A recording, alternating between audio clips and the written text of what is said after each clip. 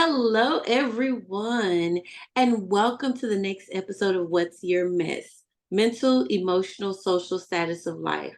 I am your host, Tracey D. Armstrong, and we have another special guest joining us today who's here to tell us something about her triumphs, her resilience, and the strength of overcoming her MESS.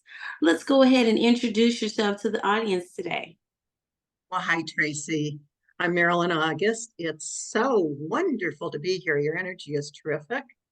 My introduction could go on because I'm not exactly a youngster forever and ever, but I'll do my best to give you the cliff notes, which has to do with my mess. I right now, what I'm doing is managing lead generation. Technology came and bit me and bit my clients. And I'm a true believer that you have to move with the market. Otherwise, Tracey and I wouldn't be here. We met. That's how we met. And but I started my life. I started my business after I was fired from my last corporate training job. I was one of those people that just didn't fit in. And that kind of goes right into my mess. And I developed a program to help other people overcome the adversity that I've been through. And it was 6-week training, and it still exists. And I'm rewriting my book on the psychology of money. And that has been my mess my entire life.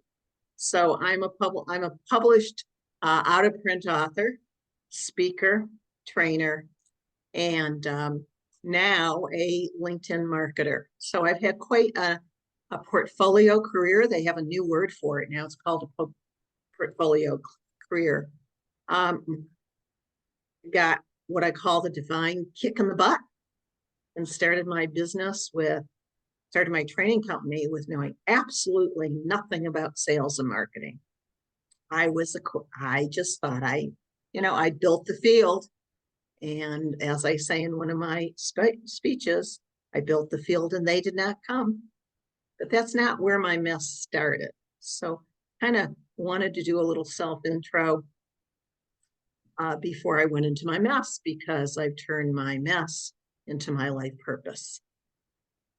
And that's exactly where we're going today because I love that you said that you turned your mess into your life purpose.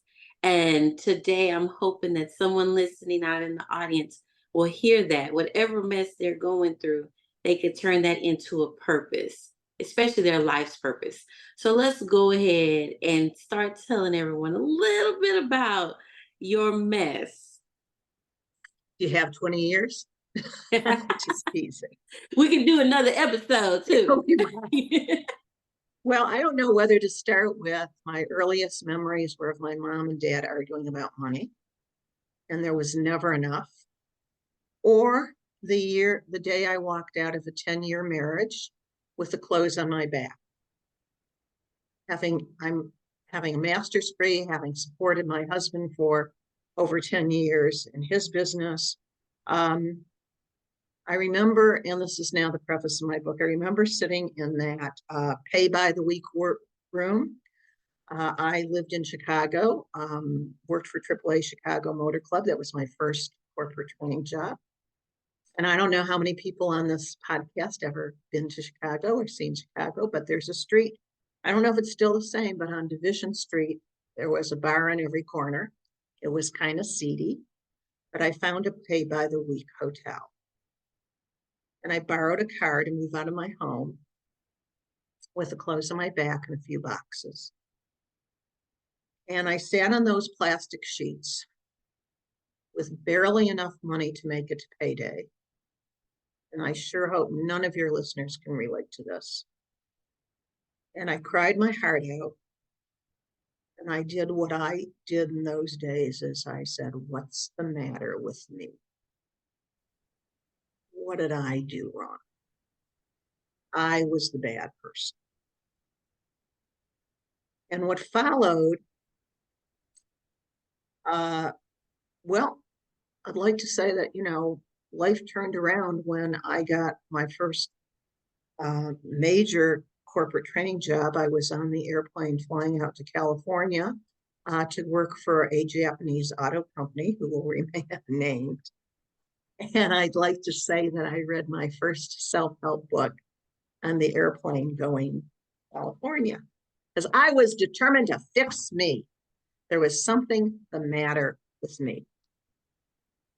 And I walked into the Japanese auto culture as the highest ranking woman in the division who wasn't sleeping with her boss. And I will tell you, I was not ready to cope. I had no clue. I'd never been in that situation where I was suspect just by who I was. I hate to say it, but you probably can relate to that mess. And what followed was a series of corporate training jobs that just kept reinforcing that there was something the matter with me. And I became what you might call a self-help junkie. I went to every training, every guru of the month with money that I didn't have and I couldn't afford.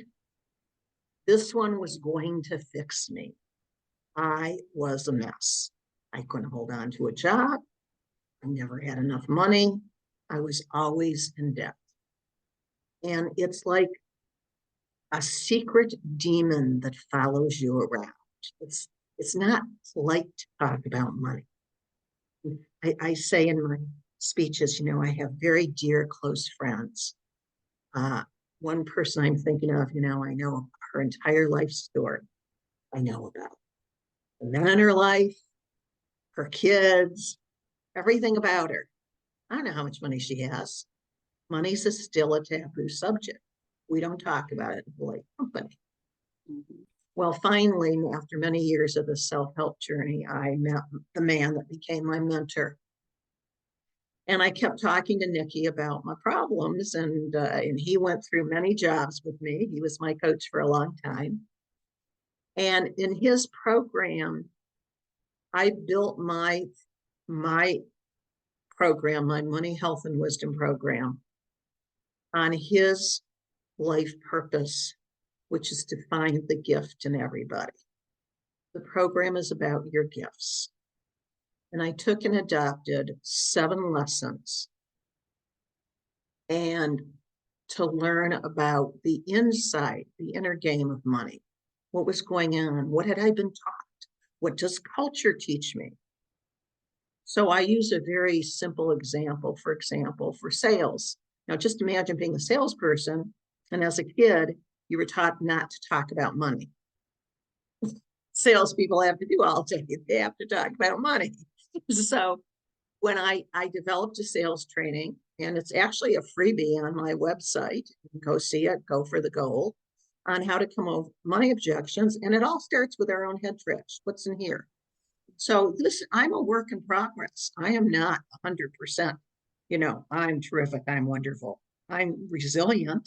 I'm a warrior. And through some very recent messes that I've gone through since COVID, and a reconnection with, I don't want to get in too personal, but what I've learned over the last year or so is that I'm not the crazy person, that I have overcome more adversity in my life and taken more risk and been down to my last dollar more than once and kept on keeping on. But I always blamed me. There's an agreement in my program to stop complaining and blaming and worrying. And the person that I blame the most, because I have a vicious critic, is me. So I am still a work in process in, am I enough? Mm-hmm. And if you have a spiritual foundation and you believe in something, I don't care what you believe in. I believe we all came here for purpose. And my purpose is to help, to be a guide to people to live a richly fulfilled life. Because let's face it, in our country, anywhere in the world, if you ain't got the money, you ain't going to be able to do any. I'm sorry for using ain't, but that's my sassy part of me.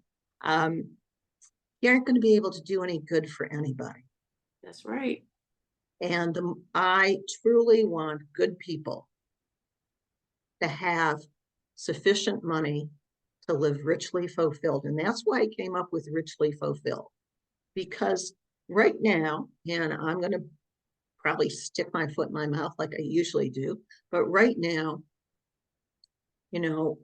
there's this cultural piece about rich people being greedy. And all you have to do is turn on the news or look at corporate CEO salaries. You're going to pick that up internally. You're going to pick up that having a lot of money makes you greedy and mean. So I dive into these beliefs. And one of my quotes is surround fear with facts. So you don't have to be a rich, greedy, mean person. You can be a rich, generous, kind person. Mm-hmm. It's not the money that drives the person, it's the person that drives the money. Oh, this has been an exploration of over 20 years.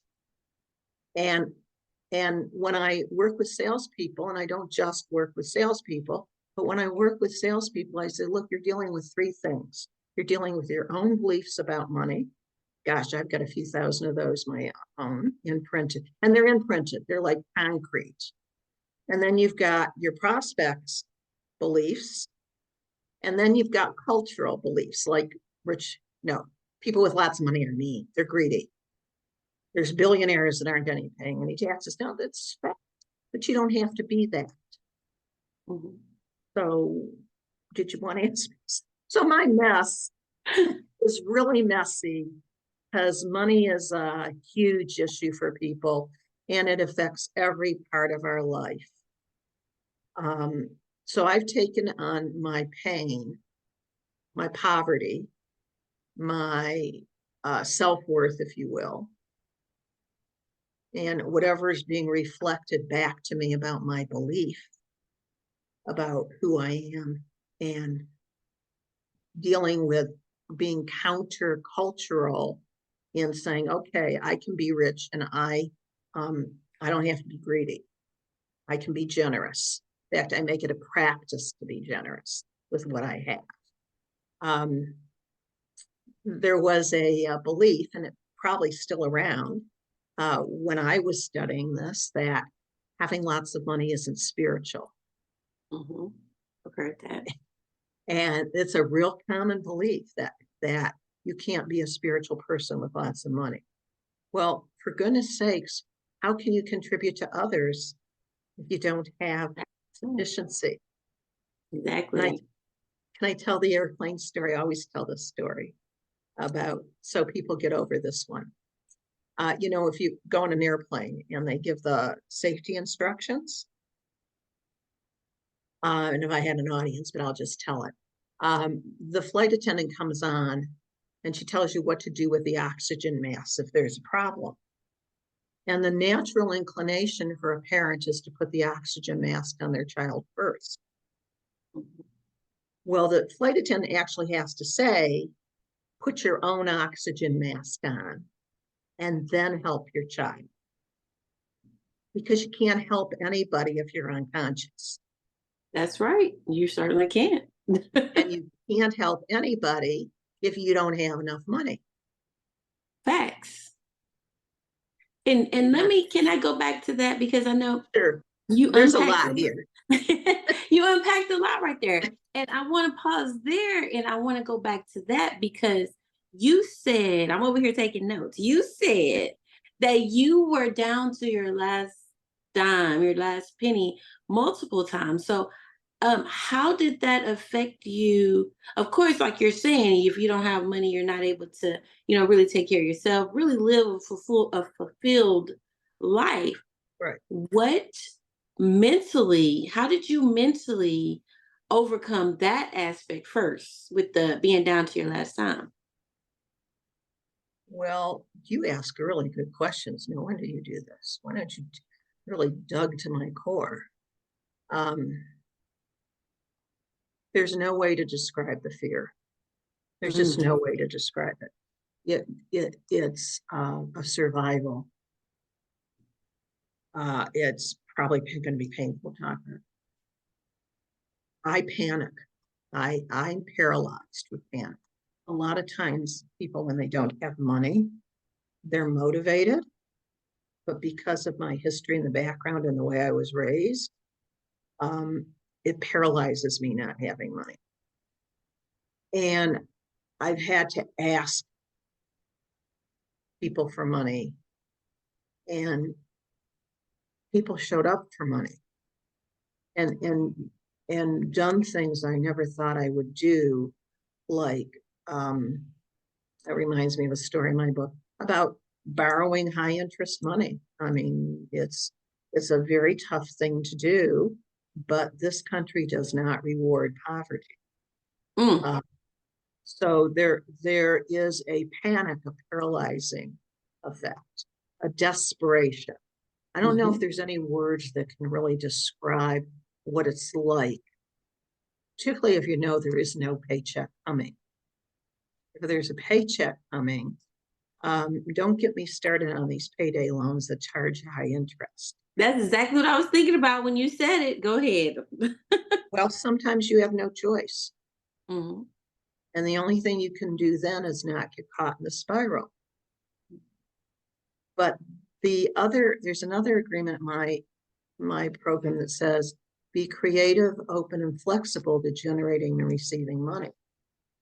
So I would encourage people not to panic, not to go where I go, paralyzed with fear. But these days, I recommend a side gig. If you're so you may have to go to one of those payday places, but and I know the faster you pay those back, because they are all the legislation, all the um, interest stuff that was supposed to be controlled, as far as I know, is not. And so you could get into a really, really tough spiral if you have to generate more money. There's no other choice. And I have a friend, actually, a very lovely, very nice gentleman who's very bright. And every once in a while, he starts about talking about starting his own business because he's not happy in his career. And I said, with what's going on in our world right now, I'd stay put and do something on the side and then make the transition, rather than me who got the divine kick in the butt. And, one day I had a job, next day I had to buy my own paper. It's too dramatic of a change. So let's face it, when you're getting a payday loan, there's not enough money. And I just did some numbers with somebody the other day, and we were shocked at what her potential is. And the other thing is, don't buy into these. I made $1 million in 90 days. See those ads all over YouTube. Mhm. So my book is titled Journey to Wealth and Wisdom, because I've worked with a family that lived on the ocean. You probably don't know Laguna Beach, but it's a very expensive place in California, right on the ocean. Mhm. They were deeply in debt. The amount of money is irrelevant. Your relationship with money, Mm. choices, your priorities. Um, I've worked with very, very wealthy people um, who are using money as a power play. Money is a very complicated subject. It's a lot more complicated than right and wrong. Mhm. So obviously, if you're where I was, you have to make more money, dig yourself out. And the faster you can get those paid off and out of that game, the better. But sometimes you've got no choice. It's like the guy was taught coaching that got laid off, and he went and lived with some of his friends, and his friend said, okay, this is temporary. And he was just at that age where he was a little bit older than the job market was looking for. He got very discouraged. He was ready to go live in his car, but he had a 401k sitting there for a rainy day. And I said to him, guess what? You got a rainy day. Oh, well, they're Mhm. going to charge me interest and penalties. Well, yeah, they're going to charge you interest and penalties because it's based on the game that you stay at one job and you retire and all that. It's ancient history. And so some of this is cultural. We'll go back to cultural. It's not your fault that you have to go pay interest and a penalty. You're not going to live in your car when you've got thousands of dollars sitting in a 401k. If it's an Mm-hmm. emergency, you've got to go do it. So what I've had to do is do things I've never in my wildest imagination thought I would. I'm not very close with my family. That's an understatement. But sometimes I've had to ask for help. And in my family, asking for help's a sin, and they treat it that way. And so I've had to do things. Bottom line is you've got to get into motion and action. And it's frankly one of the reasons I'm bringing back my book. I'm rewriting my book. I'm a much better writer. It'll come back in book form. In the meantime, I have my motivational quotes. But sometimes you've got to think outside the box. You're a perfect example of that, thinking outside the box. I'm So trying. you're doing. I'm just an admirer. You know that. I wish I had been as smart as you are when I was Well, as you're talking, I'm listening. I'm like, I did all those things that you said when hitting rock bottom and the payday loans. And I'm like, I'm listening, I'm remembering, and I'm thinking back to those days when I had to do those things, when I was with my company. Like, I wanted to ask you about that. Like, you were with the corporate company, and one day you were with the company and the next day you were not. Can you talk a little bit about that for if we have anyone listening that's going through that? Because I know I've been there.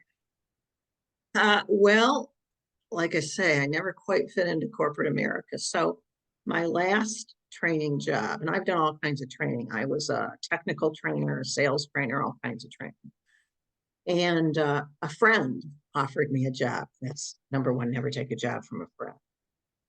And it was actually at a credit union, ironically enough.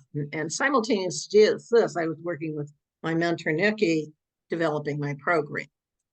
And there was politics there. And I got fired. I call it the divine kick in the butt. Now, I hadn't been on the job long enough to really get unemployment. Unemployment will not keep food in your house very long. So I got poor advice. I was advised by my mentor to start my business since we had been through a series of jobs. He says, you might as well start. You don't have a job. You might as well start your business.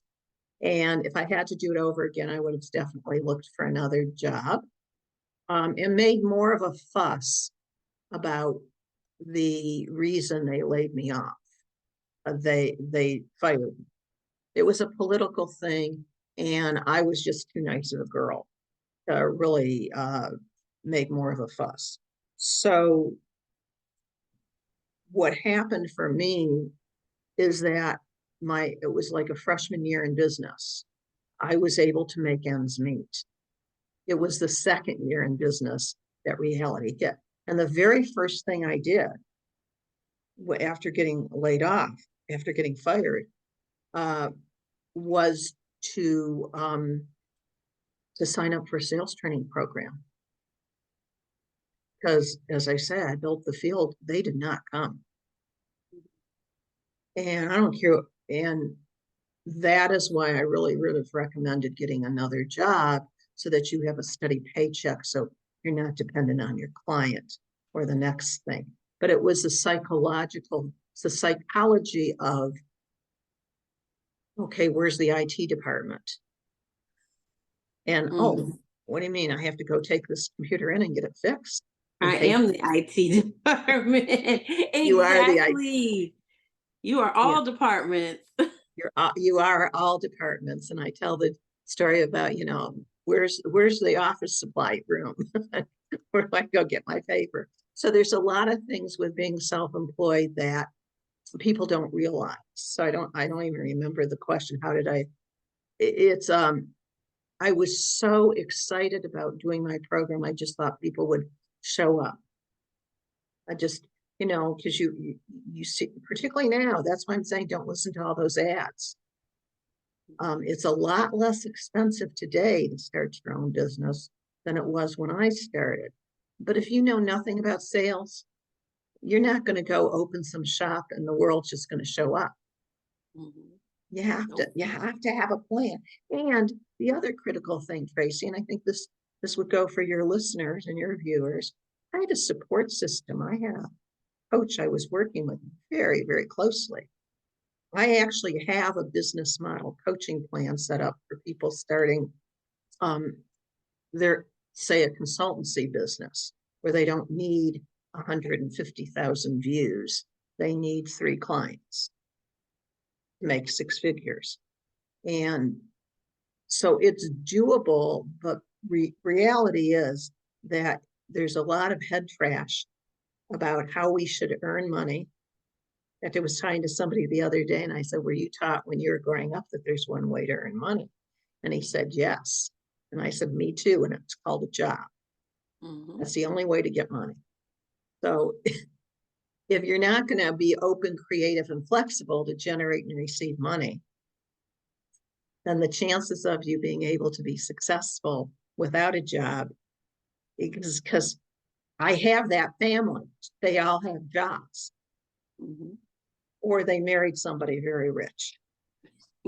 So it's so stereotyped that I'm really the outlaw, which is one of the reasons we probably don't get along very well, because I followed my own path. I have Right. a framed saying on my behind me that says, "You're not going the wrong way. You're just going a way of your own." Ooh, that's a good one. Yeah, Yes, that's a good one. one of But my many coaches gave me that. But there, and that's what I was gonna ask you. That like, and not to cut you off, but I'm thinking about everything you're saying about where you were and where you are now when it comes to talking about money and the wealth and being open and creative and flexible. But like how did you get where you are now from where you were with the being laid off, the being down to your last dollar? How can you help someone understand the money process? And I know you have trainings and courses, but what did you do in order to get to where you are now? oh gosh, you are really good, Tracy. The truth of the matter is, I left my passion behind because I thought I could do better as a LinkedIn marketer, because technology was affecting my coaching clients. And so I developed an expertise. So what you really need to know, Tracy, is it's not a straight path. I haven't I haven't gone from A to B. And I tell people in marketing is not A equals B. So I picked up a new skill set. But what I did, and I think this is when we first started, for practical reasons, I don't want to say that I got sucked back into you got to be miserable to make money. And I put a part of my soul aside for over 10 years. And my book went out of print. Those were the days when you had to order books. I watched other people putting online courses up, and I said, I have one. And um, it was last year that I dusted off my book and Journey to Wealth and Wisdom, and I'm reworking it. And I looked at it, and I'm going to tell myself there's several versions sitting on my computer. We didn't have shares like cloud share, and I'm revising it and updating it for today's market. And I'm going to re-release as an ebook and bring back my training program. So I put myself on the shelf. So I don't want to tell your listeners that it's a straight line. I had to move with the market, and the market moved me. And that thing we were just talking about, being creative, open, and flexible. The original language of that agreement that you make with yourself, which is what the program is based in, is personal contracts you make with yourself. It was give up the need to be right about earning and generating and receiving money. And one time I was doing this in person, and one of the people in the audience came up to me and said, Marilyn, I don't understand what you mean. What do you mean need to be right? And I realized that was very subtle because of this, because we're taught there's a right way and a wrong way. So I changed the wording to be to understand what need to be right is. But so many people are so righteous. So I don't want to give you the illusion this has been a straight path. It hasn't. It takes what your program's about. It's constant insight, going inside.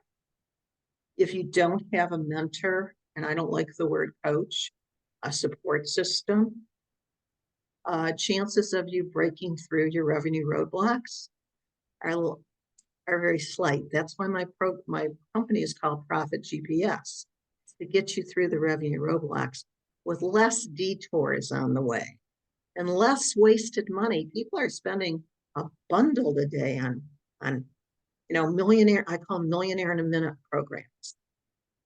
They used to exist when I first started, but they're all over the place now. Just buy this and you too will sell everything. So I think it's important to know that while pain pushes, vision pulls. And what has kept me going was my purpose. I don't want, if I can help, and I have helped thousands of people overcome their low self-esteem. I don't even know if self-esteem is a word that we use, and felt worthy of having richness in their life, then my pain has had meaning. So it's the vision that keeps me going. The possibilities. I've thought about that recently. Why don't I just give up? Why don't I just stick with what I'm doing? Why do I'm constantly creating? I make myself wrong all the time. And what am I doing on a Saturday morning? There's people out there playing tennis, and here I am on a podcast. So you can make yourself wrong, but the vision pulls, which is one of my Marilynisms. Pain pushes, vision pulls. You don't turn the pain into something worthwhile to help other people or help yourself, then you're going to constantly reflect on the pain. You're going to live in the past. And worry is the future. So there's stop worrying about money, because you can't control the future. Worry is going to drain energy that you could be productive. That's when I said when I'm low on cash like that, when that dollar, the being paralyzed, the fear, and because of where I come from, the shame. I have a tremendous amount of shame. It's a secret demon. Because all the shoulds. I shouldn't be here. I should have done better. I get that reinforced. What's wrong with you? Everybody else, and particularly now, if you go anywhere, everybody looks good, everybody sounds good, everyone's doing wonderful. What's wrong with me? So that creeps in there. I don't want to give the illusion that, oh, I had this big revelation and I'm not a work in process. I'm not one of these people that get up on the stage and said, just do what I do and you too will be a millionaire. It's a journey. That's why my book is called Journey to Wealth and Wisdom. It's constant vigilance, constant going inside. What happened the other day? I know what happened. I'll tell you the story. Oh, did I do that? I didn't mean to do that. So okay. The other day, I'm working on a project now, on a LinkedIn project. And all of a sudden, out of nowhere, I'm working with the CEO, and out of nowhere, a third person comes in, his assistant. And now I'm working with his assistant. So I get an email, and the email says, well, Jeff says you and I should meet. Okay. We've been doing everything through email. And here's where my head went to. They're going to fire me. She's going to take over. It's over. What am I going to do? How am I going to handle this? They're going to get rid of me. Why did that come up for me? Why was that triggered? Because in the past, I was fired. They're going to get rid of me. So I had to, I'm telling on myself now, because I walk my dog in the morning. So that's my meditation time. I had to work myself through that trigger point that said, now calm down. It could be any one of 100 things. Let's see what she says. And oh, by the way, she's not your boss. And let's go. And what I did is I went on because I use LinkedIn to prospect, and I went on LinkedIn and messaged a half a dozen people just in case. So it wasn't that I wasn't triggered, it's that I knew I was triggered, and that I had to work on myself to get to the point of it ain't necessarily so that that's what's going to happen. Of course, it wasn't. They had questions about the project. But I'm not going to say the past won't come and bite you. Right. But it's a vigilance to understanding your triggers. That's why I've written an article. I can give it to you if you want, on fear of success, because we have a great fear of success given our past history. That's interesting. Fear of success, because most people would think it would be like fear of failure. But some people do fear success because they've been successful and they got comfortable in their success and it didn't necessarily last because of the past. That's very interesting. And I was listening to what you were saying as far as like the shame and the fear and that paralyzed panic. And I'm like, yes, I feel exactly what you're saying, and understanding the triggers and how you work through that trigger, because those thoughts will come up and those thoughts will tell you all types of things. And like, that wasn't even the case. They were like, we just need more information. And you had to literally talk yourself down off of that because of the situations that have happened in the past. And I want to ask you that, like, what advice would you give to the audience who may be going through any of those types of situations, whether it be the being down to their last dime, the being fired or laid off from a corporate job, the divorce, like you said, like all of those things. What advice would you give someone that's saying, what can I do? And like you said, it's not a straight path. There's going to be some twists and some turns, but like, what's one of the first steps that they can do in order to maybe kind of dig themselves out of their mess? They talk about peeling layers of the onion. Mm-hmm. So there has to be a willingness to go beneath the surface, the beliefs to the attitudes, the history, to the causation. So I was able to tell you that in 10 minutes, I realized that I had been triggered. Most people won't realize they had been triggered because they're not willing to believe, to go beneath the intellect. And I use the analogy of an iceberg. Most of what we see in our mind is above is our intellect, is what we see. But buried underneath the water in the subconscious mind, below the surface, are, like I say, imprinted attitudes and beliefs that have come not only from yourself, from your parents, from generations, from culture, from everything you've experienced. And those are lying there like vicious little tidbits willing to attack you. So if you're in that situation, stop. And if you're willing to do some self-exploration and get some help, I don't care if it's your minister or a friend or somebody you can talk to, because we're too close to our forest to see our own trees. But it's really, I find today that people are less willing to get beneath the intellect, because the shame is so huge, because it looks like, I had a friend I said that to somebody, and I had a friend remind me, he says, well, yeah, everybody gets on a networking group and they all want to look good. They all want to look like they're successful. Nobody wants to look like they're hurting. But she said to me, she said, but remember, they wouldn't be there if they were doing that well. So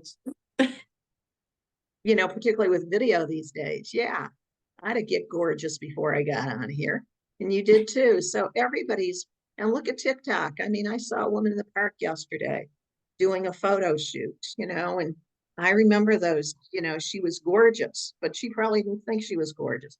But whatever she was doing, it was for the image. Mm-hmm. So we all need to look good. And so find a trusted friend. I'm a big believer, and I don't like the word coaching because there's too many amateurs out there. But and I also don't believe in these video programs that give you a lot of content. You need somebody, you need a human being.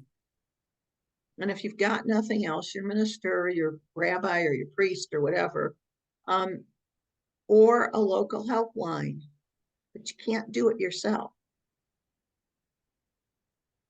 We make a million decisions, not a million, we make hundreds of decisions a day, and a good part of them about money.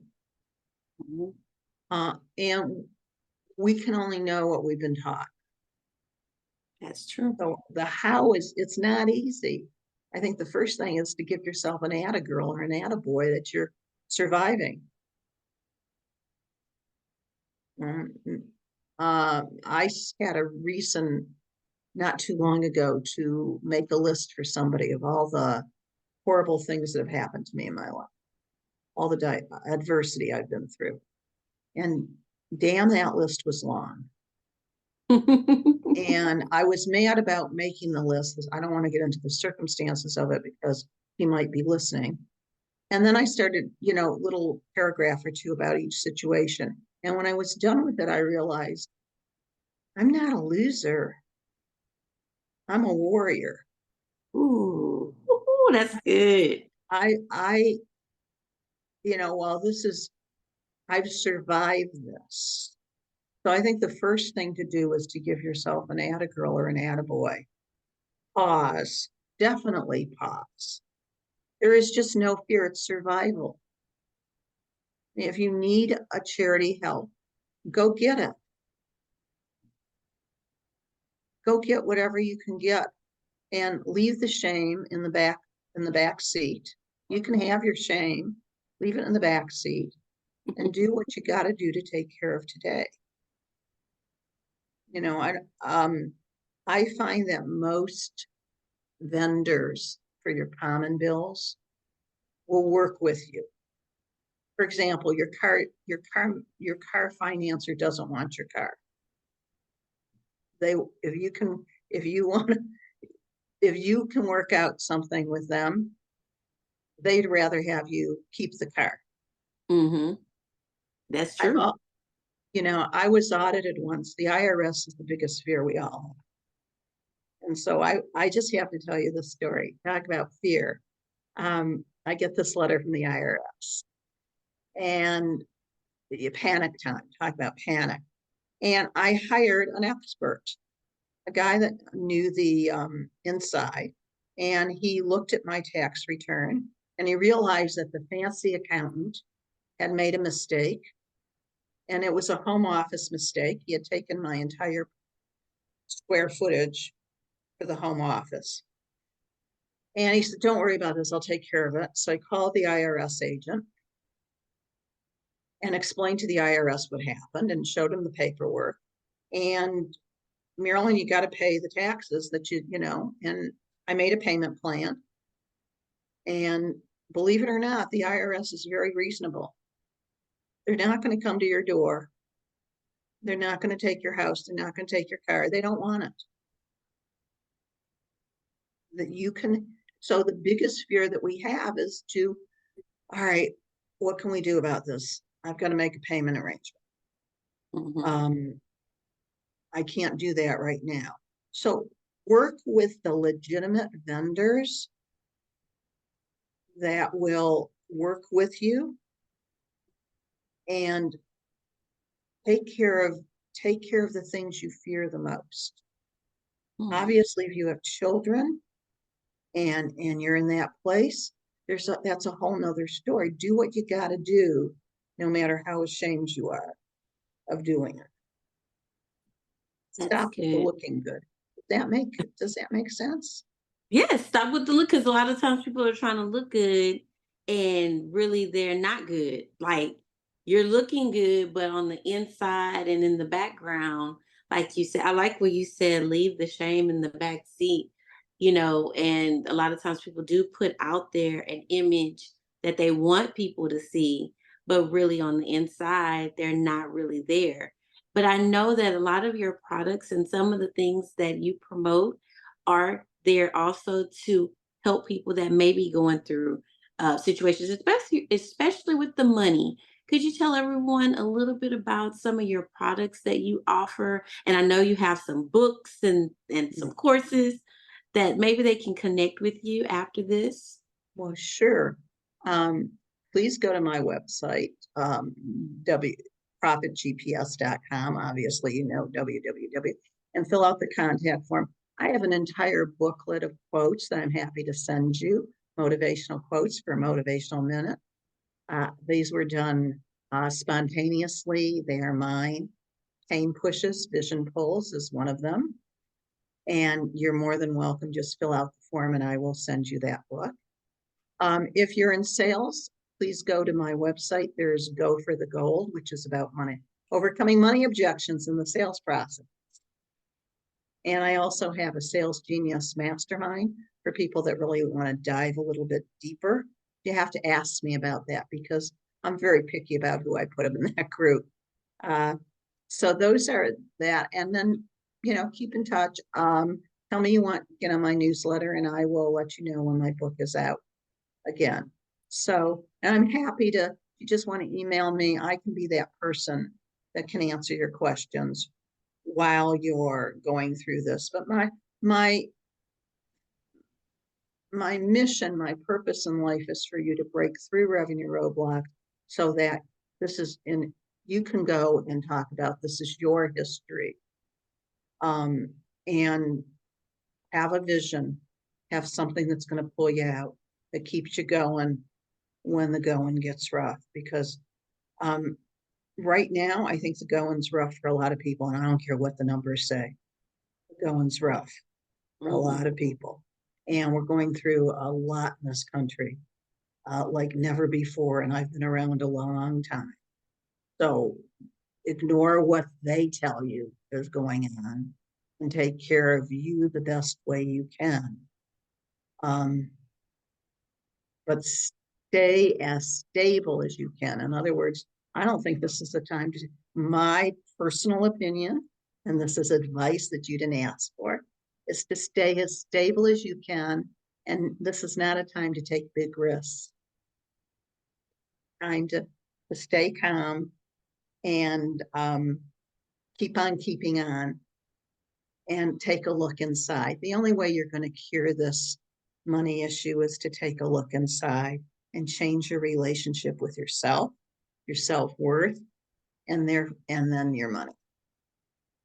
Ooh, I was gonna ask for last words, but I think those right there were some great words of encouragement. And before we wrap up, I just want to thank you so much.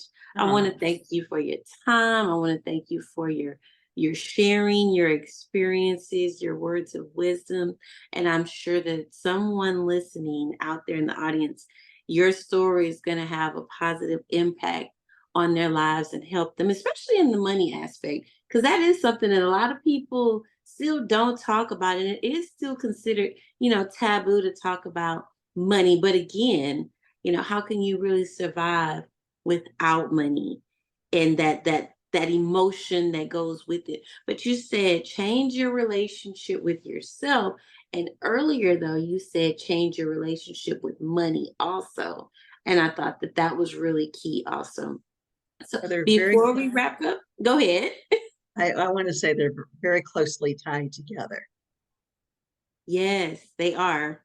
And like you said, it's not about the amount of money you have, but like, what are you doing with it? How are you handling it? Because you could still have a large amount and still be in debt. Like, that is so for real. But anything else before we wrap up and I leave you with our outro? Well, there's a lot I want to say about what you just said about and I forget, just went right out of my head, but I would encourage people to pick up my ebook because there's some inspirational words there, like budgets work just about as well as a diet. Um, so to stop doing things the way you've been taught to do them and start looking for your own journey to wealth and wisdom. Ooh, that's good. And that's in the book, right? That's in the book. Okay, so I will, Mhm. and everyone, I will most definitely, I'll put all the links to get her books, her ebooks, her, the website. It will be at the end. So just keep, go all the way to the end so that you can get all of her information. And again, thank you so much. I really You're very appreciate you. welcome. My pleasure. I just love working with you. All right. So as we wrap up another episode of What's Your Mess, I want to leave you all with a powerful quote to carry with you as you go throughout your days. If you want to be sad, keep thinking about the past. If you want to be anxious or worried, think about the future. But if you want to be happy, focus on the present day and be grateful for what you have. This is Tracey D. Armstrong. Have a good one, y'all.